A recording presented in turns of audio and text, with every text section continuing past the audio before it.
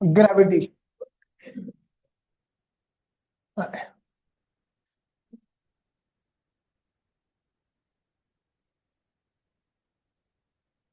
Gravitation क्या है?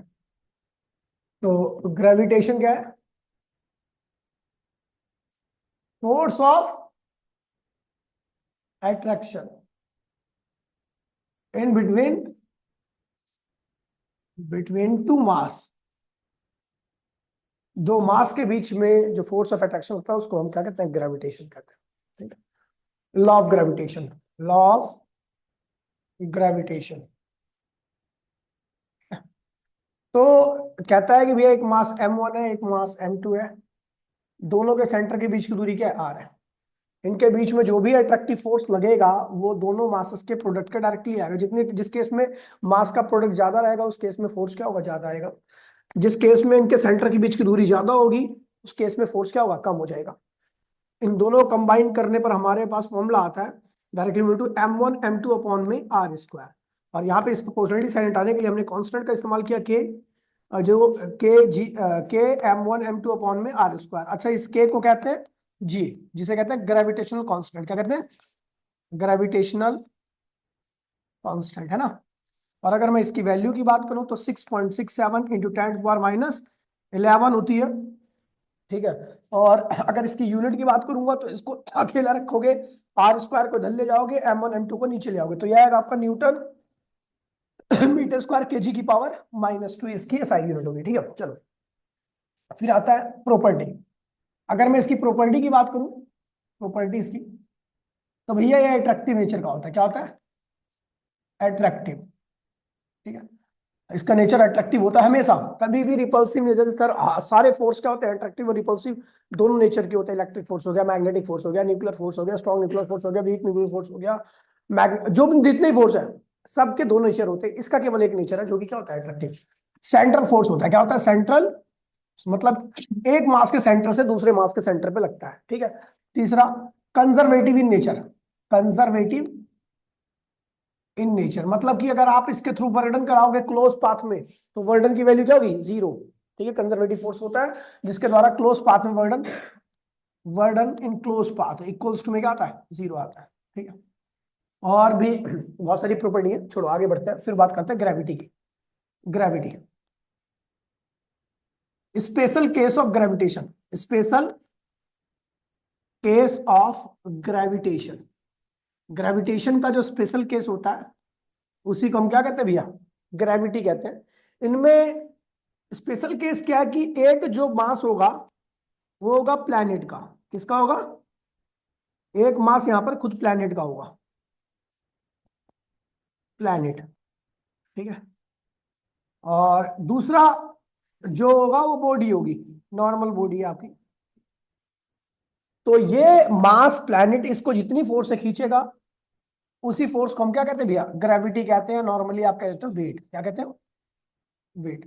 Value वही रहेगी आपकी, क्या दोनों के बीच में अच्छा दूरी कितनी है? तो प्लैनेट की रेडियस के बराबर है। तो इन दोनों के बीच में फोर्स जो लग रहा है ये एफ की वैल्यू क्या होगी? तो जी, मास क्या है पहला? कैपिटल एम, दूसरा मास क्या है? स्मॉल एम, दूरी कितनी है? R square. ये आपकी ग्रेविटी का फॉर्मूला हो गया। ठीक है, समझ गया? आगे बढ़ते हैं। फिर आता है भैया acceleration due to gravity. Acceleration due to, अच्छा acceleration, acceleration due to gravity. Gravity की वजह से एक्सेलरेशन जो आता है उसी को हम क्या कहते हैं? Acceleration due to gravity. ठीक है, अर्थ के खिंचाव की वजह से जिसके अंदर भी एक्सेलरेशन आएगा उस एक्सेलरेशन को एक्सेलरेशन नहीं, एक्सेलरेशन ड्यू टू ग्रेविटी कहेंगे। और ये एक्सेलरेशन, ग्रेविटी एक फोर्स होता है। ये क्या होता है? ये फोर्स है। आपको पता है कि एक्सेलरेशन क्या होता है? एक्सेलरेशन होता है फोर्स अपॉन में मास। कौन सा मास? ऑब्जेक्ट का। किसका? प्लैनेट का ना, क्योंकि प्लैनेट एक्सेलरेट नहीं करेगा, है ना। कौन एक्सेलरेट करेगा? ऑब्जेक्ट जो उसकी तरफ आ रहा है। तो फोर्स की वैल्यू क्या थी? G capital M small M upon में कैपिटल आर स्क्वायर अपॉन में एम, एम से एम कैंसिल हो गया। G capital M small, G capital M upon में आर स्क्वायर। इसी को हम क्या कहते हैं भैया? Acceleration due to gravity. इस एक्सेलरेशन को एक्सेलरेशन ड्यू टू ग्रेविटी कहते हैं। सारी यूनिट क्या होगी? वेक्टर क्वांटिटी है। क्या है? अच्छा आपको बता दूं, वेट भी वेक्टर क्वांटिटी होता है। वेट भी, और उसकी जो डायरेक्शन होती है towards the centre of earth. हमेशा वेट कहां पे लगता है? अर्थ के सेंटर की तरफ लगता है, ठीक है, वेक्टर क्वांटिटी। एसआई यूनिट क्या होगी इसकी, एक्सेलरेशन ना, तो मीटर पर सेकंड स्क्वायर। डायमेंशन फॉर्मूला क्या होगा इसे एक्सेलरेशन का, तो मीटर की यहाँ पे लेंथ आएगा, सेकंड की यहाँ पे टाइम आएगा, एल टी माइनस ये हो जाएगा, ठीक है। फिर बात करते हैं, किसकी बात करें,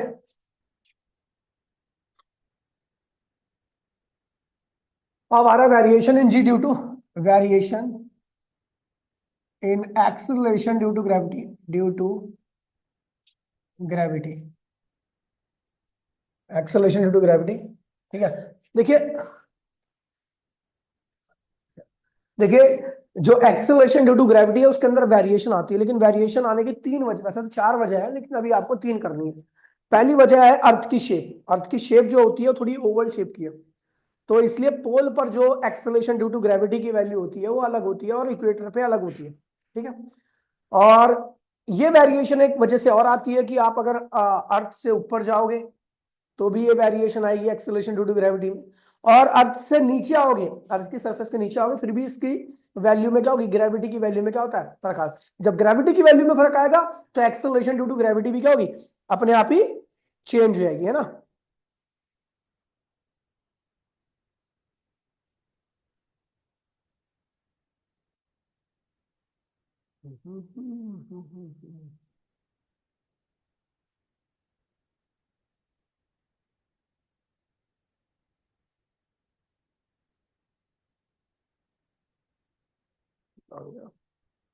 ठीक है, variation in G due to,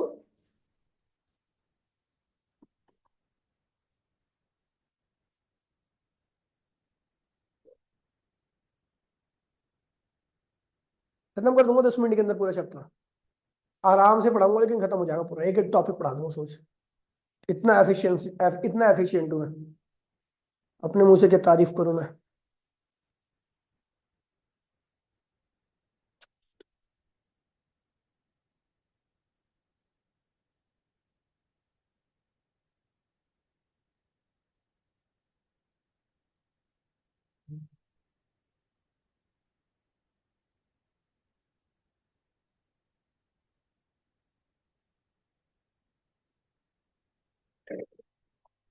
ठीक है, चलो,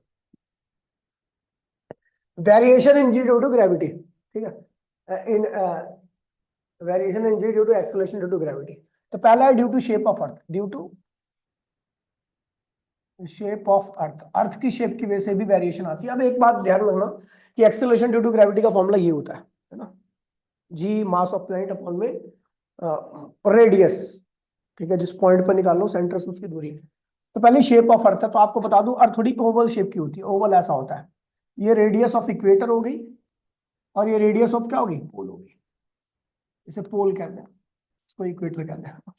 कहाँ की रेडियस ज्यादा है, radius of equator is greater than radius of pole, तो इसका स्क्वायर भी क्या होगा, इससे ज्यादा होगा, बस जो ज्यादा है तो उसका स्क्वायर भी ज्यादा आएगा। इसको उल्टा करोगे तो जैसे 4 2 से ज्यादा है ना, तो इसका उल्टा क्या होगा, 1/4, इसका उल्टा क्या होगा, 1/2, तो अब कौन ज्यादा होगा पता है, अब 1/2 ज्यादा हो जाएगा। बड़ी चीज को अगर उल्टा कर दोगे तो जो छोटी वाली चीज थी वो बड़ी बन जाएगी, जो समझ गए, रेसिप्रोकल मतलब उल्टा, ठीक है, इसको उल्टा कर दिया हमने, तो आर ई स्क्वायर अब लेस देन होगा आर पी स्क्वायर, है ना। दोनों साइड में जी एम, जी क्या, एम क्या है, mass of planet, G X, और यहां पर भी जी एम की मल्टीप्लाई करता है ना, कोई फर्क तो नहीं पड़ता, तो आएगा जी एम अपॉन में R E square less than G M upon में आर पी स्क्वायर। ये क्या है, acceleration due to gravity at equator, और ये acceleration due to gravity at pole, तो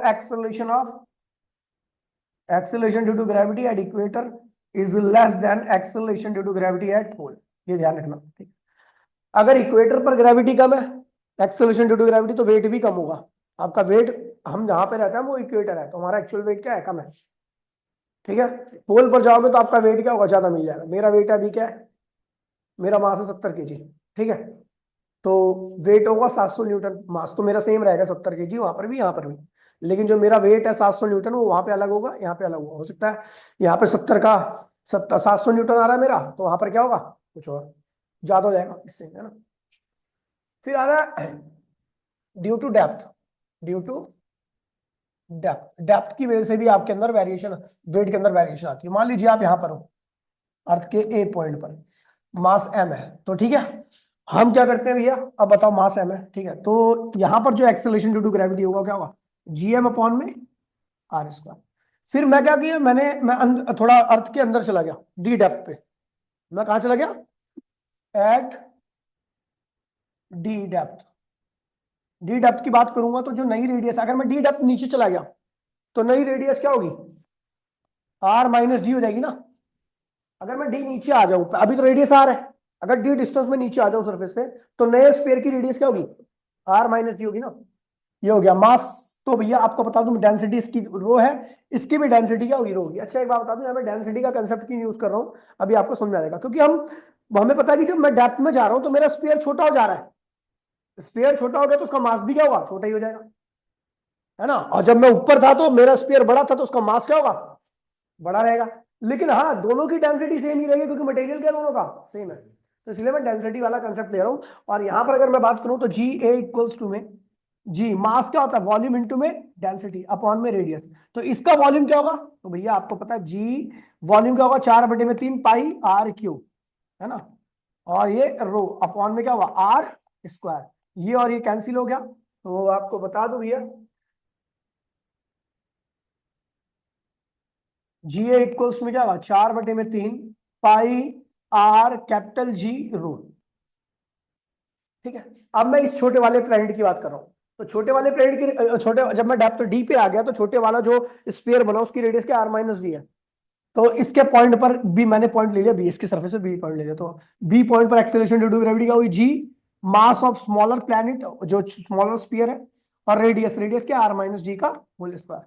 जी मास क्या होगा, वॉल्यूम ऑफ स्मॉलर, डेंसिटी वही रहेगी, ठीक है, और आर माइनस डी का होल स्क्वायर। ये हो जाएगा, इसको सॉल्व कीजिए, जी वॉल्यूम ऑफ स्पेल का होगा 4/3 पाई आर माइनस डी स्क्वायर, है ना, और इंटू में रो अपॉन में आर माइनस डी। ठीक है, और ये हो जाएगा आपका क्यू होगा ना, क्यू, ये स्क्वायर, ये और ये क्या हुआ, कैंसिल हो गया। ठीक है, तो इधर हम सॉल्व करते हैं इसको। हो जाएगा जी बी इक्वल्स टू में 4/3 पाई आर माइनस डी रो, और ये क्या हुआ, कैपिटल जी आ गया। ठीक है, हमें पता लग गया सरफेस पे इतनी थी, और डी डेप्थ जाने पे एक्सेलरेशन ड्यू टू ग्रेविटी की वैल्यू ये आ गई। ठीक है, दोनों में रिलेशन निकालना चाहते हो तो कोई दिक्कत नहीं है, दोनों के इक्वेशन को हम क्या करेंगे भैया, डिवाइड कर देंगे। क्या करेंगे, डिवाइड कर देंगे। डिवाइडिंग फर्स्ट बाय, ये फर्स्ट है और ये क्या सेकंड है, और डिवाइडिंग फर्स्ट बाय सेकंड, तो जी ए अपॉन में जी बी, सब कुछ कटेगा। देखिए 4 पाई से 4 पाई कैंसिल हो गया डिवाइड करने पर, है ना, पाई भी कैंसिल हो गया, और रो कैंसिल हो गया, और जी कैंसिल हो गया ना। तो ये क्या बचेगा ऊपर, पाई भी कैंसिल हो गया। ठीक है, तो ऊपर बचेगा आर और नीचे बचेगा आर माइनस डी, सब कट गया, है ना। अब हमें पता है, एक काम करो, इसको उल्टा कर दो, जीबी अपॉन में जी, जी ए जो है वो कहां पर है, सरफेस पे, और सरफेस पे जी की वैल्यू क्या होती है, जी ही होती है, 9.8, है ना। और इसको भी जब उल्टा हो गया तो उसको भी उल्टा करूंगा, तो आर माइनस डी अपॉन में आर, इसको लिखूंगा आर अपॉन में आर क्या होगा 1, डी अपॉन में आर, ये लिख लीजिए इसको। तो जी बी इक्वल्स में क्या होगा, जी 1 माइनस डी अपॉन में आर, ये हो गया आपका बी पॉइंट पर एक्सेलरेशन ड्यू टू, मतलब डेप्थ पे एक्सेलरेशन ड्यू टू ग्रेविटी निकालने का फॉर्मूला ये आ गया। ठीक है, अब आपको बता दूं कि ज्यादा कौन है, सरफेस पे ज्यादा जी है या, अच्छा बताओ, ये सरफेस का जी है, ये डेप्थ का जी है, दोनों में से ज्यादा कौन होगा।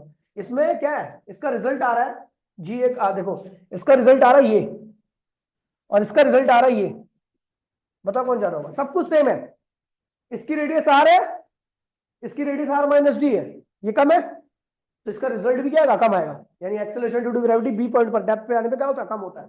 यहाँ पर ध्यान रखना, G B is less than G A, G A ज्यादा होगा, जीबी कम होगा। अब आता भैया at height, at height, variation due to height, due to height.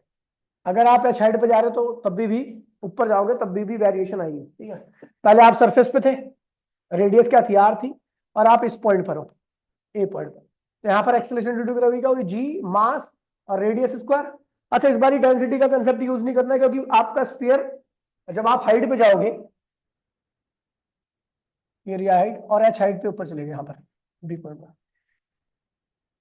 H height ऊपर चलेगा ना, तो जो नया स्फीयर बनेगा, अर्थ का तो मास इतना ही रहेगा ना, अर्थ का मास कम नहीं हो रहा यहाँ पे, ऊपर जाने पर अर्थ का मास बढ़ भी नहीं रहा, तो आप वही मास यूज करोगे जो पहले आपने यूज कर रखा है यहाँ पे। ठीक है, तो यहाँ पर क्या होगा, जी बी इक्वल्स टू में बी पॉइंट पर जी मास, बस का रेडियस क्या हुआ आर प्लस होल स्क्वायर। ठीक है, दोनों को डिवाइड करो, जी बी अपॉन में जी ए इक्वल्स टू में G M R plus H का होल स्क्वायर इंटू में क्या हुआ आर स्क्वायर जी एम से जी एम क्या हुआ कैंसिल हो गया, ये क्या हुआ आर स्क्वायर, और देखिए भैया ये क्या होगा आर प्लस एच का होल स्क्वायर। अभी जिसको हार्ड लग रहा है तो एक काम करो, मैं इसको उल्टा कर देता हूँ। ठीक है, जी ए अपॉन में जी बी है ना, ये कर दिया, तो ये हो जाएगा आपका आर प्लस एच अपॉन में आर का होल स्क्वायर, है ना, यही हो जाएगा। इसको उल्टा कर दिया मैंने, तो जी ऊपर हो गया जी भी नीचे हो गया, ये ऊपर हो गया ये नीचे हो गया, है ना। आर अपॉन में आर क्या होता है 1, एच अपॉन में आर क्या होता है एच अपॉन में आर। ठीक है, और ये हो गया आपका 2, कोई दिक्कत तो नहीं है। अभी हमने क्या किया, अब मैं केवल इसको उल्टा करूंगा और इसको उल्टा नहीं करूंगा, ये पता है आपको सॉल्व करने के लिए बताया मैंने। ठीक है, अगर मैं इसको उल्टा करूं यानी जी बी अपॉन में जी ए करूं और इस वाली चीज को उल्टा नहीं करूंगा, मतलब 1 प्लस एच अपॉन में आर ही रहने दूंगा, तो इसकी पावर क्या होगी -2 हो जाएगी अब, नेगेटिव। ठीक है, अगर उल्टा कर दे तो पावर पॉजिटिव ही रहती है, कोई दिक्कत नहीं है। ठीक है, अब यहां पर एक बाइनोमियल इंडेक्स थ्योरम होती है, 1 plus x, 1 plus minus, plus भी सकता है माइनस भी सकता है, इसकी पावर अगर एन है, 1 प्लस माइनस एक्स की पावर एन है, तो इसको हम लिख सकते हैं, इसको 1 प्लस माइनस एन एक्स, क्या लिख सकते हैं 1 plus minus N x.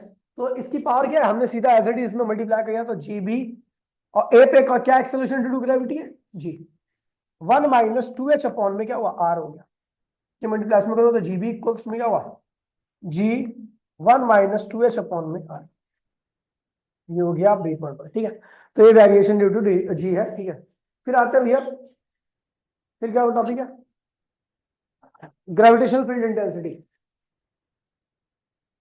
Gravitational field intensity, field intensity क्या होता है भैया ग्रेविटेशन फील्ड इंटेंसिटी। तो भैया ग्रेविटेशन फील्ड इंटेंसिटी होता है कि भैया किसी प्लैनेट की कितनी ग्रेविटी है किसी पॉइंट पर, अगर कोई प्लैनेट तेजी से एक्सेलरेट कर रहा है, सॉरी कोई किसी प्लैनेट की तरफ कोई ऑब्जेक्ट तेजी से एक्सेलरेट कर रहा है, तो इसका मतलब उस प्लैनेट की ग्रेविटेशन फील्ड इंटेंसिटी क्या है, वो ज्यादा तेजी से, उसको जो प्लैनेट जितना तेजी से खींचेगा, इसका मतलब उसका ग्रेविटेशन फील्ड उतना ही ज्यादा क्या है स्ट्रॉन्ग है, उसकी इंटेंसिटी उतनी ज्यादा है। और कोई प्लैनेट दूसरे ऑब्जेक्ट को कम स्लोली खींच रहा है, तो इसका मतलब उसका ग्रेविटेशन फील्ड इंटेंसिटी उतना ही क्या है कम है। अगर ये 10 अर्थ की तरफ बहुत तेजी से आ रहा है, तो इसका मतलब अर्थ की ग्रेविटेशन फील्ड इसके ऊपर क्या है ज्यादा है, उसको बहुत तेजी से खींच रही है। यानी अगर मुझे ग्रेविटेशन फील्ड इंटेंसिटी के बारे में बताना, तो मैं किसी ऑब्जेक्ट, गिरते हुए ऑब्जेक्ट का क्या निकालूंगा एक्सेलरेशन, क्या निकालूंगा एक्सेलरेशन ऑफ गिरता हुआ object is equals to gravitation field intensity, क्या होगा, तो वही लिख रहा हूं, acceleration of falling object gives the value of gravitational field intensity। जो एक्सेलरेशन होता है गिरते हुए ऑब्जेक्ट का, वही हमें क्या देता है, तो एक्सेलरेशन क्या होता है, मान लो ये प्लैनेट है, इससे r डिस्टेंस पर एक ऑब्जेक्ट है m, तो ये इसकी तरफ गिर रहा है, इसका एक्सेलरेशन क्या होगा, एक्सेलरेशन मतलब फोर्स अपॉन में इसका मास, तो फोर्स कितना लग रहा है दोनों के बीच में g, मास कितना है कैपिटल M, इसका मास कितना है स्मॉल m, दूरी कितनी है आर स्क्वायर अपॉन में एम, ये कह दिया, तो जी एम अपॉन में आर स्क्वायर, इसी को हम कहते हैं इंटेंसिटी। ठीक है, गिरते ऑब्जेक्ट की एक्सेलरेशन ही क्या देती है हमें, उस प्लैनेट की इंटेंसिटी देती है। ज्यादा तेजी गिर रहा है, इसका मतलब प्लैनेट की इंटेंसिटी क्या है, अन्यथा कम। आगे बढ़ते हैं, gravitation potential energy, gravitation potential energy, gravity के अगेंस्ट में किया गया कार्य ही ग्रेविटेशन पोटेंशियल एनर्जी के बराबर होता है। क्या होता है, अब work against the gravitational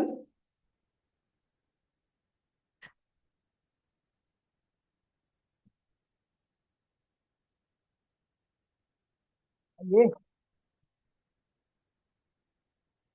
work against the gravitational force, gravitational force is equals to gravitational potential energy. यानी मुझे वर्क निकालना बस यहाँ पर, लेकिन वो वर्क किसके अगेंस्ट में चाहिए, है ना, ग्रेविटी के अगेंस्ट में, ग्रेविटेशनल फोर्स के अगेंस्ट में, तो वो किसके बराबर है, ये प्लेनेट है, इसका मास m है, इससे r डिस्टेंस पर एक मास स्मॉल m था, है ना। मैं इधर ले जा रहा हूं इसको, आपको पता है ग्रेविटेशनल फोर्स इधर लगता है, अभी दूरी कितनी है इसमें, तो G mass of planet, mass of object upon दूरी कितनी है r स्क्वायर, इधर लग रहा होगा फोर्स, ये इधर की तरफ, लेकिन मैं इधर लगा रहा हूँ फोर्स। आपको पता है एक्सटर्नल फोर्स हमेशा क्या होता है, अपोजिट फोर्स के बराबर आता है, जी एम अपॉन में r स्क्वायर। ठीक है, तो मैं इधर ले आ रहा हूँ इसको, कहां पे ले आ रहा हूँ, इन्फिनिटी पर। ठीक है, तो मैं लगातार इसको इस यहां से कहां ले आना है, मुझे इन्फिनिटी पर ले आना है। तो एट एनी इंस्टेंट किसी भी इंस्टेंट पर जो वर्क होता है इंस्टेंट पर, तो वो वर्क होता है डी डब्ल्यू, क्या होता है, और उस वर्क की वैल्यू क्या होती है, फोर्स इंटू में उस इंस्टेंट का डिस्प्लेसमेंट। तो इंस्टेंट का देखिए, अभी दूरी मैंने एक्स आर ले रखी है, तो मैं जो यहाँ पर वो इंस्टेंट का डिस्प्लेसमेंट वो लूंगा डी आर। दूरी अगर मैं एक्स लेता है, यहां से आ तक, तो उस इंस्टेंट का डिस्प्लेसमेंट क्या लेता, डी एक्स। तो डी डब्ल्यू इक्वल्स टू में फोर्स कितना है, G mass small M upon में आर स्क्वायर क्या हुआ, डी आर। ठीक है, ये उस इंस्टेंट का वर्क हुआ। मुझे टोटल वर्क निकालना है आर से लेके infinity, total work done R to infinity, R से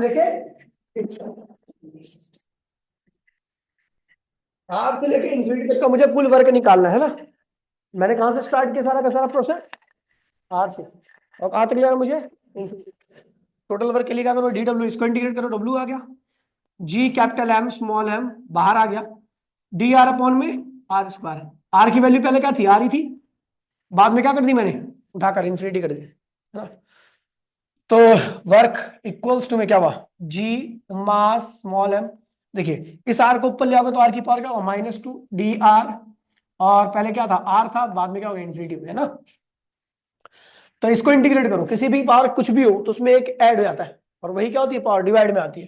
तो जी एम एम और आर की पावर -2 + 1 -2 + 1, है ना, और ये क्या हुआ, आर से लेके इन्फिनिटी, है ना।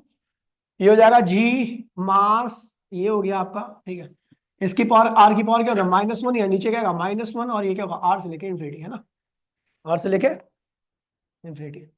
ठीक है, तो अब देखिए यहां पर क्या होगा, वर्क, ठीक है, अब देखिए अभी कहीं गलती तो नहीं की ना, देख लो, ठीक है, देखिए अभी क्या हुआ, अच्छा हाँ, यहाँ पे गलती कर दी है मैंने, कि मैंने जो ये फोर्स जो लग रहा है वो कहाँ लग रहा है, लेफ्ट में लग रहा है, और मैं जो फोर्स लगा रहा हूँ राइट में लगा रहा हूँ। मैंने इसी की वैल्यू यूज की, तो यहाँ पर क्या लगाऊंगा, माइनस साइन लगा दूंगा, क्या लगा दूंगा, माइनस, ये बताएगा कि उतना ही फोर्स लग रहा है लेकिन अपोजिट डायरेक्शन है, ठीक है, माइनस आएगा, ठीक है। तो ये हो जाएगा आपका, माइनस से माइनस क्या हुआ, cancel, G M small M, इस आर की पावर को पॉजिटिव करने के लिए कहाँ ले आया, नीचे में, और ये क्या हुआ, आर से लेके इन्फिनिटी, है ना। और डब्ल्यू इक्वल्स टू में जी एम स्मॉल एम, एक बार इन्फिनिटी रिप्लेस करेगा आर को, एक बार आर रिप्लेस करेगा, एनीथिंग डिवाइड बाय इन्फिनिटी क्या होता है, जीरो। तो भैया वर्क आ गया मेरा, मैंने जो अगेंस्ट किया work, G M small M upon में आर, और ये माइनस यहाँ पे आ जाएगा, वर्क ये हो गया। और यही वर्क किसके अगेंस्ट में किया मैंने, ग्रेविटेशन फोर्स के अगेंस्ट में, तो ये किसके बराबर होगा, ग्रेविटेशन पोटेंशियल एनर्जी। तो ग्रेविटेशन पोटेंशियल एनर्जी की डेरिवेशन ये आती है, ठीक है। फिर आता है भैया सैटेलाइट, क्या आता है, सैटेलाइट, सैटेलाइट, ठीक है, विच रिवॉल्व अराउंड दी अर्थ, या विच रिवॉल्व अराउंड दी प्लैनेट, ठीक है, विच revolve around the planet, planet के अराउंड जो भी रिवॉल्व करता है उसी को हम क्या कहते हैं भैया, सैटेलाइट कहते हैं। There are two types of satellite. पहला क्या है, आर्टिफिशियल, और दूसरा क्या है, नेचुरल। ठीक है, आर्टिफिशियल में क्या होता है, बहुत सारे आर्यभट्ट वन, जो आर्टिफिशियल वो होते हैं जो हमने बनाया। ठीक है, INSAT one, INSAT to, Aryabhata वगैरह, ये सब क्या है, आर्टिफिशियल है। ठीक है, और नेचुरल क्या है, मून हो गया है ना, ये सब क्या है, आर्टिफिशियल, मेन मेड है। ठीक है, वो सही नेचुरल है, नेचर ने बना रखे अपने आप पे। ठीक है, अब बात करते हैं भैया principle of launching of satellite. हम आर्टिफिशियल सैटेलाइट को लॉन्च करते हैं तो उसमें क्या प्रिंसिपल होता है, principle of launching of satellite, क्या क्या प्रिंसिपल होते हैं। तो सबसे पहले हम सैटेलाइट को प्लैनेट से कुछ हाइट पर ले आते हैं बाय यूजिंग एस्केप वेलोसिटी। किसके, अच्छा एस्केप वेलोसिटी नहीं कराई ना, एस्केप वेलोसिटी भी तो इम्पोर्टेंट, अभी करा रहा हूँ। ठीक है, रुक जाओ, चलो अभी कराए तो एस्केप वेलोसिटी, एस्केप वेलोसिटी। ठीक है, ये वो वेलोसिटी होती है जिसके थ्रू अगर मैं फेंकू किसी भी ऑब्जेक्ट को तो अर्थ की ग्रेविटी से क्या हो जाए, बाहर निकल जाए, वापसी अर्थ पे ना आए। उसी को हम क्या कहते हैं भैया, एस्केप वेलोसिटी। क्या कहते हैं इसे, एस्केप वेलोसिटी। मतलब अगर कोई चीज इंफिनिटी में चलेगी तो उसकी टोटल एनर्जी क्या होगी, जीरो। तो एस्केप वेलोसिटी क्या होती है, जो सैटेलाइट को कहां पहुंचा दे, सैटेलाइट को अर्थ की सरफेस से कहां पहुंचा दे, इंफिनिटी पे। तो जो आपने वेलोसिटी दी है वही क्या है, एस्केप वेलोसिटी है। और at infinity, at infinity total energy क्या होती है, जीरो आती है। क्या होती है, टोटल एनर्जी क्या होती है, kinetic energy plus potential energy बराबर में क्या होनी चाहिए, जीरो। सैटेलाइट की काइनेटिक क्या होगी, हाफ mv स्क्वायर। कौन सी वेलोसिटी रखी है एस्केप, और पोटेंशियल क्या होगी, तो भैया आर, ये क्या होगा minus G M small M upon में दूरी कितनी है, आर। अभी जब मैं फेंक रहा हूं, वेलोसिटी कितनी है इसके पास, एस्केप, तो काइनेटिक मास इसका कितना है, एम। तो वेलोसिटी इतनी है, मास इतना है, तो काइनेटिक कितनी होगी। अच्छा, ये मास कहां पर है, इसके अर्थ की सरफेस पर, कहां पर था, तो इसकी टोटल एनर्जी क्या होगी, kinetic at the earth surface, potential at the earth surface, जो की होगी बराबर में क्या होनी चाहिए, जीरो। इसको उधर ले आओ तो क्या होगा, half M V square equals में जी मास, मास अपॉन में आर। ठीक है, एम से एम क्या हुआ, कैंसिल हो गया। इस दो को इधर ले आओ तो क्या होगा, वी स्क्वायर इक्वल्स में टू जी एम अपॉन में आर। तो वेलोसिटी ऑफ एस्केप वेलोसिटी की वैल्यू होगी under root two G M upon में आर। अच्छा, आपको पता जी एम किसके बराबर आता है, जी आर स्क्वायर के। कैसे, क्योंकि जी क्या होता है, स्मॉल जी क्या होता है, जीएम अपॉन में कैपिटल आर। देखिए स्मॉल जी क्या होता है, ये होता है ना, तो जीएम क्या होगा, आर स्क्वायर हो जाएगा ना। तो यहाँ पे जीएम की जगह पे हम क्या लिखेंगे, जी आर स्क्वायर। एस्केप वेलोसिटी की वैल्यू सॉल्व करके लो, जी आर हुआ ना, जी आर स्क्वायर, तो एक आर से एक आर क्या हुआ, नीचे वाला कैंसिल हो जाएगा, तो अंदर रूट टू जी एम, तो सॉरी जी आर, ये एस्केप वेलोसिटी। ठीक है, हम बात कर रहे थे principle of launching of satellite, principle of launching of satellite. ठीक है, तो पापा रखे किधर, क्यों, मैंने कॉल किया, पागल है क्या, तेरे पापा के क्या रहते किसने नहीं मैंने नहीं कॉल किया तेरे पापा को, पागल है क्या, देखियो। अब हो सकता है अंकित अंकित ने किया हो कॉल, समझ नहीं पाया तेरे पापा, कुछ कांड किया क्या तूने, लग तो रहा है, तेरी शक्ल डरी सी लग रही है, मुझे लग रहा है कुछ काम करके आया तू, पक्की बात है बेटा, रुक जा चलता हूँ, तेरी बुद्धि पे सेकूंगा मैं, रुक जा। ठीक है, तो सबसे पहले मैं सैटेलाइट को क्या ले आऊंगा, ऊपर ले आऊंगा, कुछ हाइट पे ले आता हूं, है ना। किसकी, कौन सी वेलोसिटी का इस्तेमाल करता हूं, एस्केप का। ठीक है, उसके बाद सैटेलाइट को घूमने के लिए एक और वेलोसिटी देता हूं, जिसको कहते हैं ऑर्बिटल वेलोसिटी। क्या कहता हूं, तो भैया सैटेलाइट को सबसे पहले अर्थ की सरफेस से ऊपर ले आना है। ठीक है, कौन सी वेलोसिटी का इस्तेमाल करोगे, एस्केप का। फिर वो जब सर्टेन हाइट पे पहुंच जाएगा तो उसको घूमने के लिए वेलोसिटी दोगे, कौन सी वेलोसिटी दोगे, ऑर्बिटल वेलोसिटी। क्या दोगे, ठीक है भैया। तो अब ये ध्यान रखना, अब सैटेलाइट घूमने रहेगा। ठीक है, अच्छा इसकी ये जो हाइट है उसकी कितनी हाइट पे लगाऊं मैं जमीन से, एच, और अर्थ के सेंटर से कितनी दूरी होगी, आर प्लस एच। तो अगर ये घूम रहा है चारों ओर, सैटेलाइट अर्थ के चारों ओर घूम रहा है, तो घूमने के लिए कौन सा फोर्स चाहिए, ग्रेविटेशन फोर्स। क्या चाहिए, सॉरी सेंट्रीपिटल फोर्स। क्या चाहिए, क्योंकि इस अगर सैटेलाइट घूमेगा और इसको बांध के नहीं रखा मैंने प्लैनेट से, तो ये तो निकल जाएगा। तो ऑर्बिट में बांधने के लिए एक फोर्स चाहिए होता है, वो फोर्स कौन सा होता है? Centripetal force. Centripetal force, centripetal force क्या करता है? किसी घूमती चीज को एक ऑर्बिट में बांध के रखता है। उसका काम केवल बांधना होता है। जैसे गाय भैंस को बांध देते हो रस्सी से और मारो तो वो गोल गोल घूमती रहती है, वो बाहर क्यों नहीं आ रही? भैया रस्सी से बंधी हुई है। ऐसी कोई प्लेनेट अगर चारों ओर घूम रहा है ना, तो उसको बांधने के लिए भी एक फोर्स की रिक्वायरमेंट है। सेंट्रीपिटल फोर्स कहलाता है। सेंट्रीपिटल फोर्स की वैल्यू, वो सेंट्रीपिटल फोर्स कोई सा भी फोर्स हो सकता है, बस वो क्या करे? इसको बांध के रखे। तो यहां पर इस सैटेलाइट को इस मास से कौन बांध के रख रहा है? पकड़ के रखा है ग्रेविटेशनल फोर्स। क्या लग रहा है? सेंट्रीपिटल फोर्स का फॉर्मूला क्या होता है? Mass of satellite, velocity of satellite, और उसकी दूरी क्या है? R plus H. और हम ग्रेविटेशन फोर्स की बात करें तो ग्रेविटेशन फोर्स क्या होता है? G mass of planet, mass of satellite upon में आर प्लस एच का होल स्क्वायर। ये हो गया भैया। यहां से काटा पीटी करोगे, यहां से बहुत सारी चीज निकलनी है, ठीक है अपनी। पहले निकलेगी टाइम पीरियड निकलेगा, सैटेलाइट कितने टाइम में घूमेगा। दूसरा फ्रीक्वेंसी ऑफ सैटेलाइट, मतलब एक सेकंड में कितनी बार घूमेगा। तीसरा ओमेगा भी निकलेगा, मैंने सारा निकलवा रखा है, नोट्स में देख लेना, आपको पता लग जाएगा, ठीक है। फिर आते भैया आर्टिफिशियल सैटेलाइट के दो टाइप होते हैं, एक होता है पोलर, एक होता है इक्वेटोरियल, ठीक है। और वो सिंक्रोनाइज सैटेलाइट भी कहते हैं और स्टेशनरी सैटेलाइट भी कहते हैं, ठीक है। ये जो सबसे मेन चीज है स्टेशनरी सैटेलाइट। स्टेशनरी सैटेलाइट वो सैटेलाइट होता है जो किसी लोकेशन के रिस्पेक्ट में हमेशा क्या होता है? रेस्ट में रहता है। अब ऐसा कब रह सकता है चिराग? कोई सैटेलाइट मेरे सर पे ही हमेशा है, तो ऐसा कब रह सकता है? वो कोई सैटेलाइट मेरे सर पे हमेशा ही रहे, मुझे ऐसा लगे वो रुका हुआ है, ऐसा कब रह सकता है? जब वो अर्थ के साथ, अर्थ की रोटेशन स्पीड से क्या कर रहा हो? घूम रहा हो। अर्थ का रोटेशन टाइम पीरियड क्या है? 24 घंटा। उसका भी टाइम कितना चाहिए? 24 घंटा, ठीक है। ऐसे सैटेलाइट को हम क्या कहते हैं भैया? जियो स्टेशनरी सैटेलाइट। क्या कहते हैं इसे? या जियो सिंक्रोनाइज सैटेलाइट।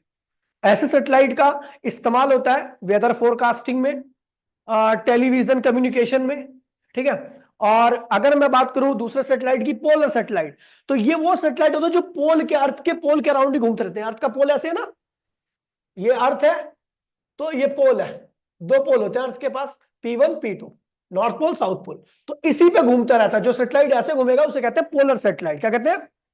और वो हमेशा ऐसे ही घूमेगा। इसका काम होता है वार वार सैटेलाइट होते हैं एक तो, जो वॉर सैटेलाइट होते हैं ना, एक तो पता लगाते हैं, जैसे ये अमेरिका के चलाते हैं ऐसे सैटेलाइट, ठीक है।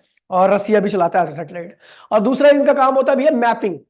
जो जीपीएस वगैरह होती है ना, जीपीएस वगैरह, उसके थ्रू आप देखते हो गलियों की फोटो आ जाती है ना, ऊपर से दिखता है, वो किससे होता है? इसी तरह के सैटेलाइट से होता है, ठीक है। गूगल का क्या सैटेलाइट भारत में है? नहीं, गूगल का एक ही सैटेलाइट है, चारों ओर घूमता रहता है और मैपिंग करता रहता है। उसकी कैमरा क्वालिटी जितनी अच्छी होती आती है, मैपिंग उतनी बड़ी होती आती है। हाँ, कई जगह पे आपने देखा होगा, आप जब सर्च मारते हो गूगल पे तो आपको दिखता है कि वहां की लोकेशन बड़ी साफ है, बड़ा साफ साफ चित्र आ रहा है। और भारत में देखोगे तो बड़ा धूल धूल मट्टी ऐसा एकदम धुंधला धुंधला आता है।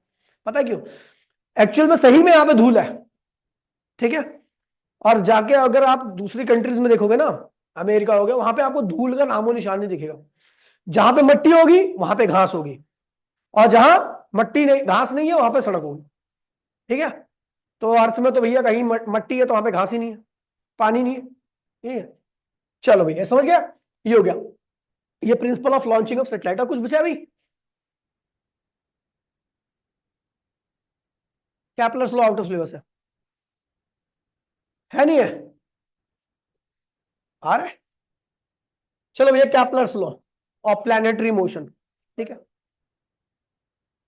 कैपलर्स लॉ पहला लॉ है, पहले लॉ को कहते हैं लॉ ऑफ ऑर्बिट। क्या कहते हैं? Law of orbit. क्या भाई समक्ष तू क्यों खुश हो रहा है भाई?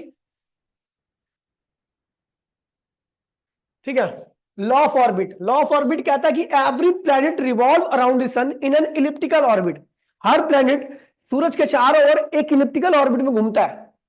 और ellipse has two foci. Ellipse के पास कितनी फोकस होते हैं? दो, ठीक है। तो every planet revolve around the sun in an elliptical orbit, इसे कहते हैं सेमी मेजर एक्सिस। इसको कहते हैं semi major axis, major axis. और इसको कहते हैं semi minor axis, minor axis, major axis, ठीक है। ठीक है, और सन किसी एक फोकस पे लाई करता है, या तो इस फोकस पे होगा सन या इस फोकस पे मान के चलना आपको सन। ठीक है, तो every planet revolve around the sun in an elliptical orbit. ठीक है, इसमें कोई स्टेटमेंट और नहीं है, ठीक है, ना कोई मैथमेटिकल डेरिवेशन है। दूसरा है law of time period, sorry law of area, law of area क्या कहता है कि जो प्लैनेट होता है ना सन के चारों ओर, उसकी एरियल वेलोसिटी क्या होती है, कांस्टेंट होती है। क्या होती है? एरियल वेलोसिटी होती है डी ए अपॉन में डी टी।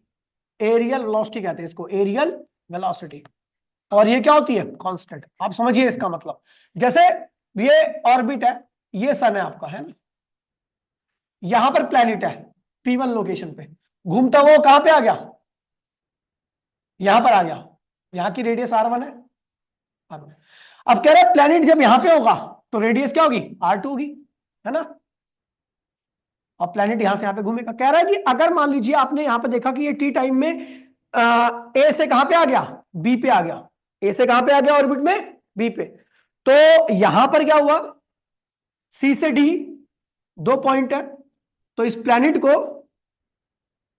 अरे यार ये ए पॉइंट है, ये प्लैनेट है, अरे यार हट गया, क्या कह रहे हैं, अबे यार इसे खत्म ही कर दो। ये सन है, ठीक है, ये प्लैनेट घूम रहा है, तो प्लैनेट यहां से घूम करके यहां पे आया, यहां पे रेडियस R1 है, यहां पर भी R1 है, तो उसने कितना एरिया कवर किया, A1, कितना किया, और इन टाइम T, ऐसी प्लैनेट जब दूर चले जाएगा रेडियस क्या होगी, बड़ी हो जाएगी। ठीक है, तो यहां पे एरिया जो कवर करेगा वो क्या करेगा, A2 इन टाइम